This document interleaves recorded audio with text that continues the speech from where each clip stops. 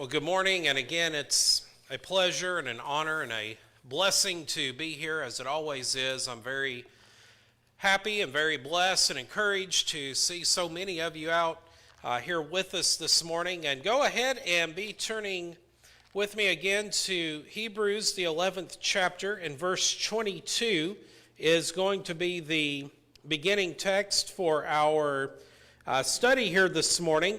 And this is one of those passages that it may be a little more obscure. It's one of those that maybe we haven't really taken the time to think about it as we should, and if we're not careful, we can do that with some passages. And we need to remember that everything that we see in Scripture, whether it be Old or New Testament, is there for a reason.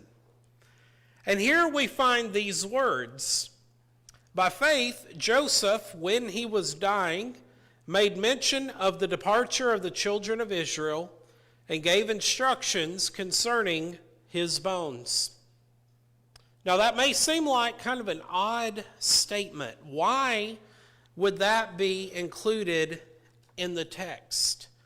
Well, of course, the answer is right there: by faith. This is speaking of the faith of which Joseph possessed. And of course, we could present multiple lessons and character studies, but there are just a few things that I want to highlight, and then we'll circle back around to this.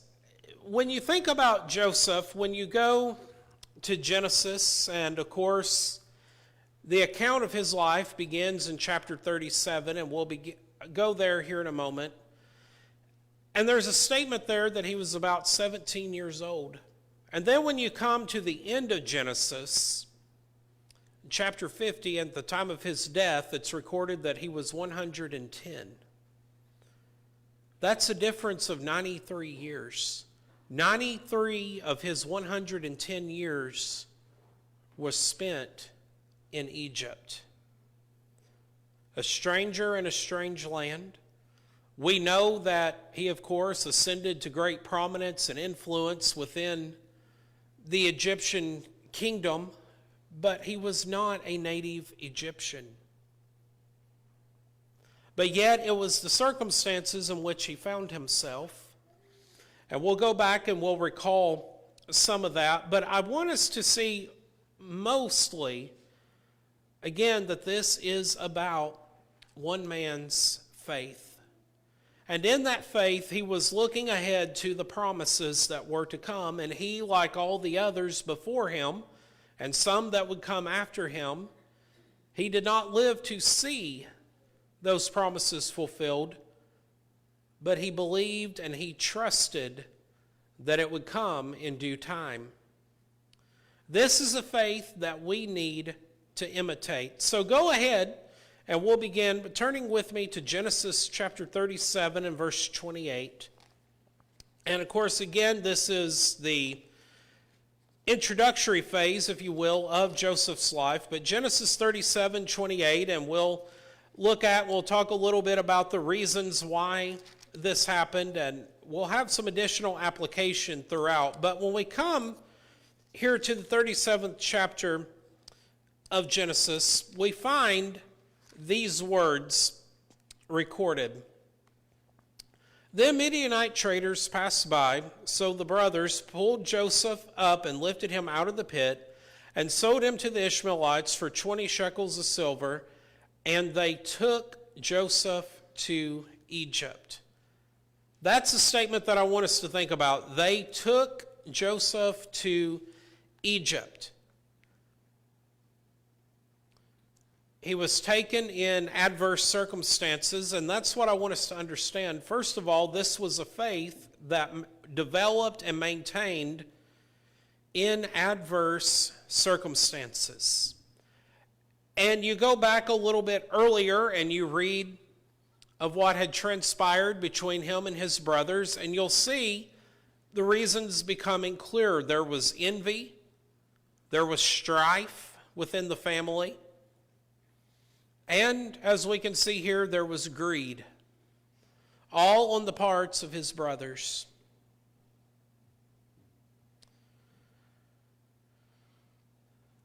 But despite that, and despite this adversity, we come a little further over and we come to chapter 39 of Genesis, and we'll begin at verse 2. And we find here that he was faithful in his service. The Lord was with Joseph, and he was a successful man, and he was in the house of his master, the Egyptian.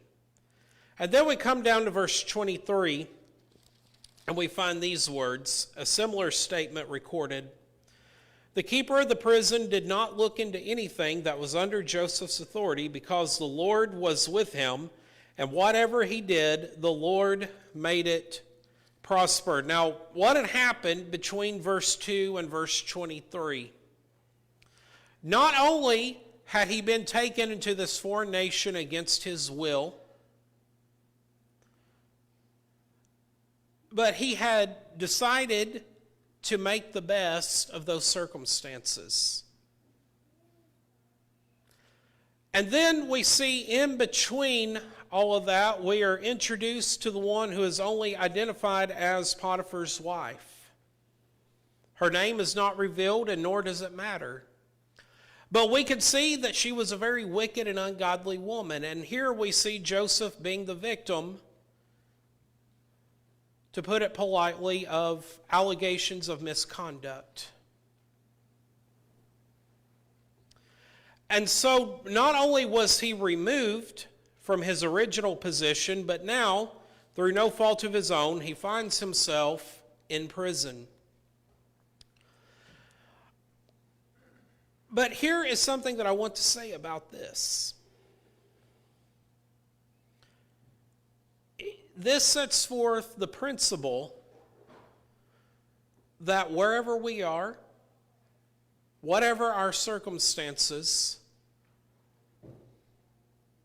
we need to do whatever it is that we have been assigned to the best of our ability. When we go to the New Testament, and we'll be looking at this as we survey Paul's epistles in the next few weeks on Sunday evenings, you'll see that in his letters to Ephesus and to Colossae, Ephesians and Colossians, he makes emphasis of this when he tells those who are servants to render service, as he says, not as men pleasers, but rather to please God. And bringing it back here, that's exactly what we see Joseph doing. He was faithful, one, to those that were over him, Potiphar. We see him being faithful to Pharaoh. But also, and most importantly, he was faithful to God. And if we want to have a strong and abiding faith in God, the reality is that at times we may need to do things that, one, we wouldn't ordinarily do, or we may do things that we don't necessarily want to do. But we do them because they are pleasing to God. Now, we're never told this, but I suspect that had it been left up to Joseph, that he would have probably never went to Egypt in the first place.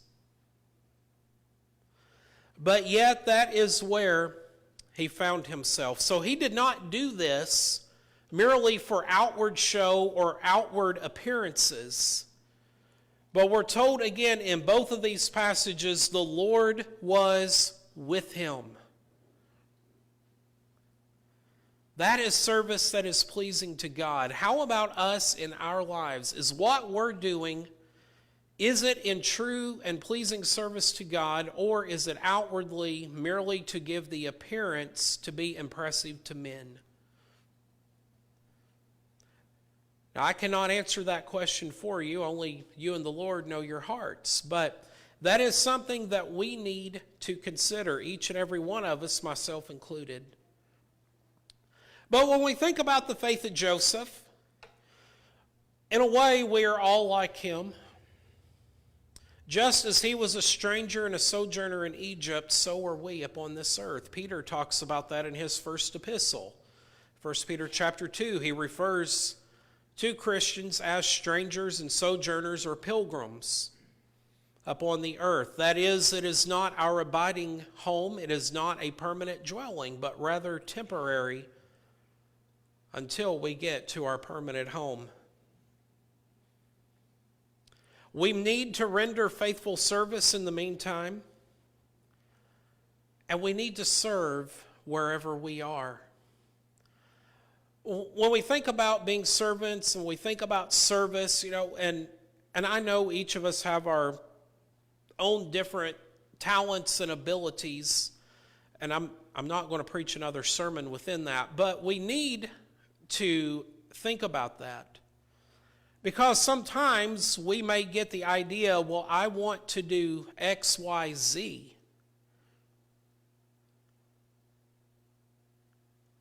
But how about we start and we begin where we are? And that's exactly what Joseph did. He served where he was, he did it faithfully, and he did it to the best of his ability. But secondly, when we think about the faith of Joseph, not only was he faithful in adverse circumstances, but he was also faithful in his mission. Let's turn over to chapter 45 of Genesis. In chapter 45, and in the preceding sections, of course, we see his brothers coming to Egypt, and so we begin to see that reconciliation that would ultimately take place. But when we come to chapter 45, we find this statement in verse 5, and this is when he reveals his identity to his brothers. He says in this statement, "But now, do not therefore be grieved or angry with yourselves because you sold me here, for God sent me before you." For what purpose? To preserve life. To preserve life.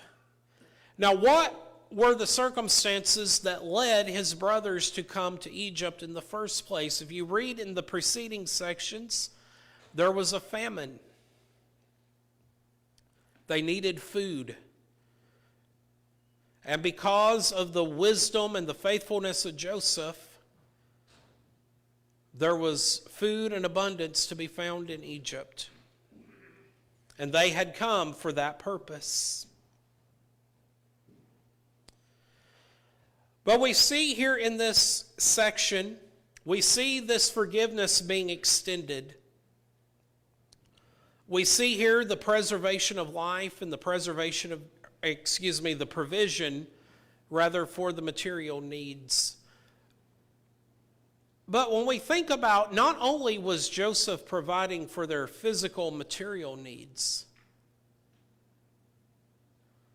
this was ultimately a great act of forgiveness. Forgiveness is not always easy.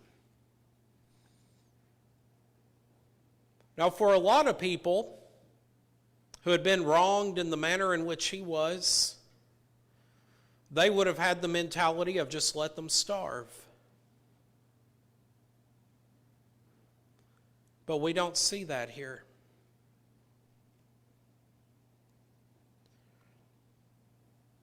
To preserve life. Well, why were their lives preserved? We come down to verse 7. "And God sent me before you to preserve a posterity for you in the earth, and to save your lives by a great deliverance." So not only for their lives, but for their posterity, those who would come after them, the succeeding generations. And it would be from them that we would get the nation of Israel.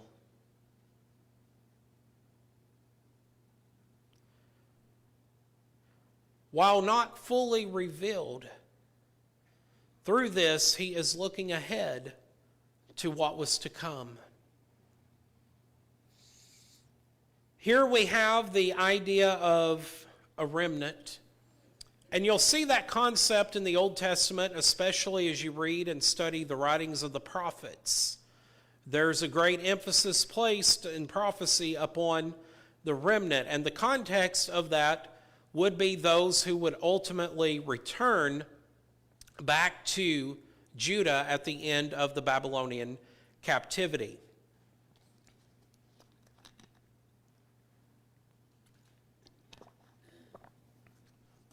That's the remnant. But also there was the promise of posterity, offspring, and thus the descendants. Excuse me. Those who would come after them, and it would be through them and through this line, specifically the line of Judah, Hebrews 7 and verse 14, that Jesus would come. But we, like Joseph, we need to have the heart and the attitude of forgiveness towards those who have wronged us. And I'm not going to stand here and tell you that that is easy, because it's not. But it is something that is necessary. We, like Joseph, we also need to provide for the needs of our loved ones. He was looking out for the needs of his family. This was a large family in terms of its size, but nonetheless, we too need to be people that look out for the needs of our families. Not only our families by blood and by marriage, that's important, but what about our spiritual family as well? And we, like Joseph, we also need to realize the promises of God in our lives. What is God doing? What has God done? Or what will God do in the future? But also, thirdly, we need to recognize that Joseph was faithful in death. And now we're getting back to our starting point. When we come to chapter 50 of Genesis, we find these words beginning of verse 24. Excuse me. And Joseph said to his brethren, I am dying. You go back just a little bit earlier to chapter 48, and that's exactly what Jacob said. I am dying. But God will surely visit you and bring you out of this land to the land of which he swore to Abraham, to Isaac, and to Jacob. Then Joseph took an oath from the children of Israel, saying, God will surely visit you, and you shall carry up my bones from here. Joseph was faithful in death, trusting in the promises, knowing that even though he would not live to see it, he knew that those who came after him would. And also Joseph understood, as we said a few moments ago, that Egypt was not his permanent home.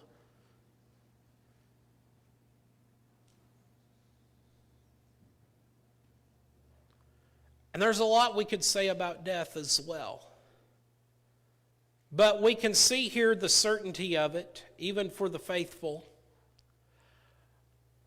But we can also see for the faithful, we can see the confidence in which it is embraced. Death is not something that should be feared for the follower of God.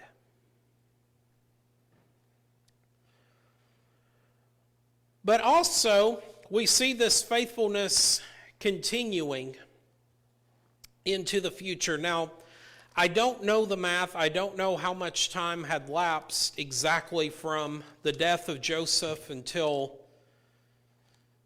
Israel began to come out of Egypt. It would have been quite a period of time. But I do know this.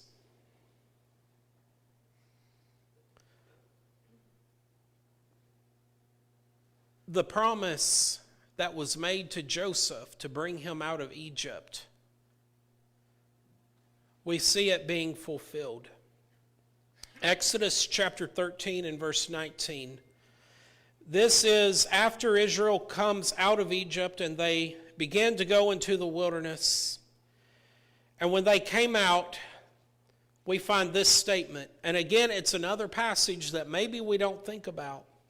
But we see this, and Moses took the bones of Joseph with him, for he, that being Joseph, had placed the children of Israel under solemn oath, saying, God will surely visit you, and you shall carry up my bones from here with you. That is an act of faith. So we see the faithfulness of Moses on this occasion, not only in his faithfulness to God, but we also see it in his doing his part to fulfill the promises as well. And this too, for Israel, was a moment of difficulty and adversity. Now think about it. This generation, they had only known Egypt. They had only known bondage and the oppression of Pharaoh. And here they were setting out to somewhere where they had no idea where they were going. Now, undoubtedly, they had heard of and they had learned of the promises made to their forefather Abraham. They would have known Isaac or been familiar with that. They would have been acquainted in that sense with Jacob as well. And no doubt Joseph as well. But there was still a lot of uncertainty within this. And sometimes when things become challenging or things begin to get a little difficult, there are some things that we might forget. And sometimes, if we're not careful, we might forget the faithfulness of God.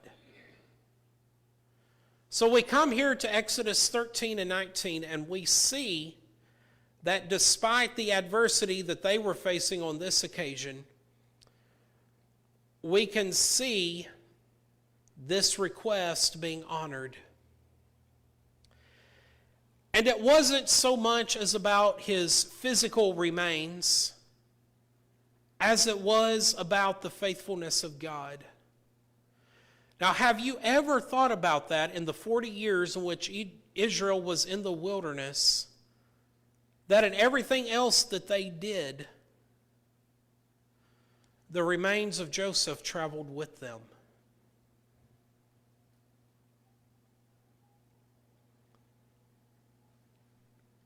Again, it's not about the physical, but it was symbolic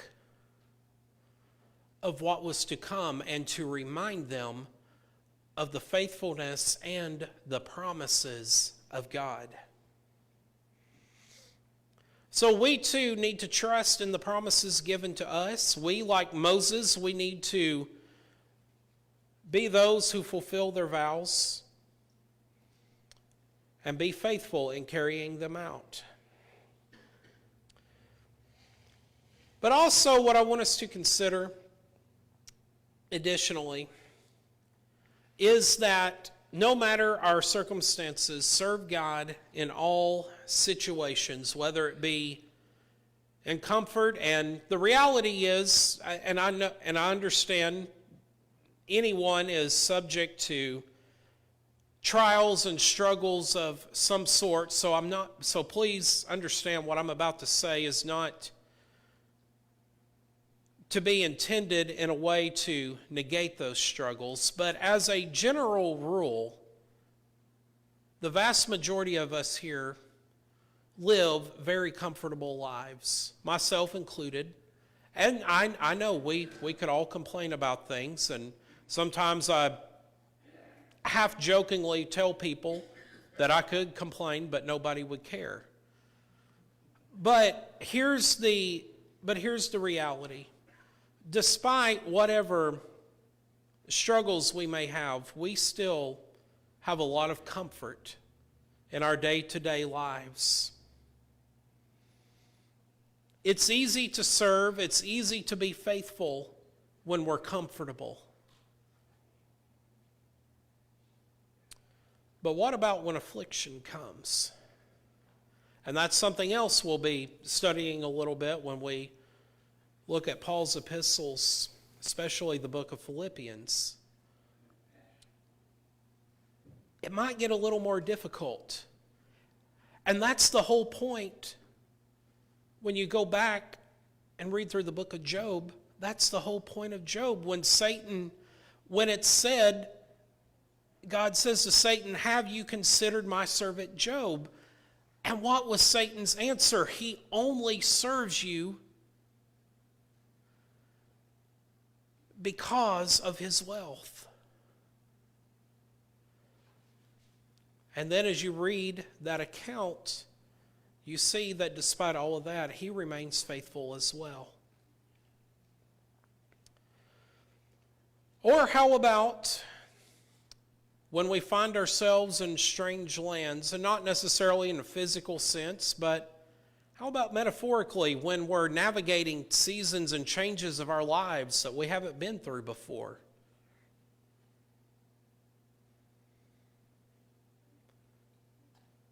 There's in times of uncertainty and difficulty. But also, we need to have the heart of Joseph. Joseph was one who had a heart of service. Again, you go back and you look at what we read in Genesis 39. He had a heart of forgiveness with regards to his brothers. But he also, most importantly, had that heart of trust. He trusted in the promises of God. And also, this should teach us as well the need to be prepared for death. And while it's uncomfortable and downright unpleasant sometimes to think about our own mortality, we need to recognize that unless the Lord returns first, each and every one of us has an appointment with death. It's the one appointment we're all guaranteed to keep, and we will not be late for it. We need to be prepared for it. Reconciliation with others, whether we have wronged them or we are the ones that have been wronged. Forgiveness, again, whether we're the offender or the offended. Do what we need to do to make those things right, and we can face it with confidence and with certainty. And we, like Joseph, can know that we are going to a better place. There's a better dwelling, a better home, and we need to remember, just as he did, that our dwelling here is only temporary. Let us remember the bones of Joseph.